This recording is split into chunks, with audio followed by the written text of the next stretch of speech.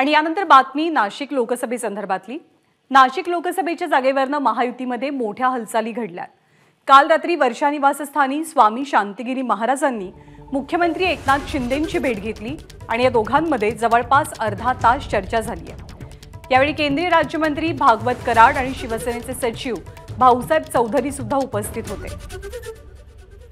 अधिक माहिती प्रांजल कुलकर्णी देतात। प्रांजल, या भेटीपाठीमागचं नेमकं कारण काय होतं, काय चर्चा रंगतात भेटीनंतर?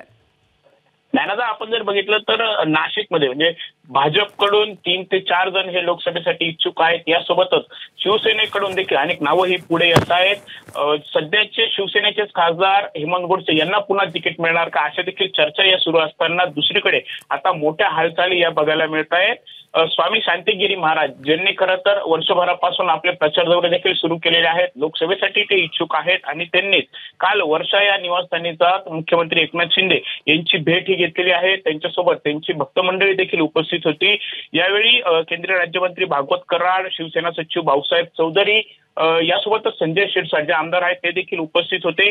जवळपास अर्धा तास त्यांची भेटी झालेली आहे, चर्चा या झालेल्या आहेत आणि या भेटीमुळे खरं तर राजकीय वर्तुळामध्ये चर्चा या रंगलेल्या आहेत। स्वामी शांतिगिरी महाराज यांना खरं तर महायुतीचे उमेदवार म्हणून आता घोषित केलं जातं का, असा देखील प्रश्न जो आहे तो आता उपस्थित होतोय। त्यांना शिवसेनेकडून तिकीट मिळणार, भाजपकडून तिकीट मिळणार की नक्की पुढे काय होणार हे जरी पाहणं महत्त्वाचं ठरत असलं तरी मात्र आता विद्यमान खासदार हेमंत गोडसे यांचा पत्ता कट होणार का, असा देखील प्रश्न जो आहे तो उपस्थित होतोय। आपण जर बघितलं तर काही दिवसांपूर्वी चर्चा होती की स्वामी शांतिगिरी महाराज हे छत्रपती संभाजीनगर मधून देखील इच्छुक आहेत।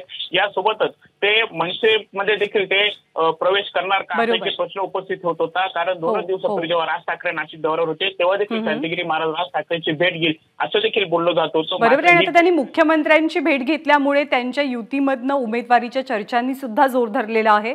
धन्यवाद प्रांजल या सगळ्या माहितीबद्दल। एबीपी माझा, उघडा डोळे बघा नीट।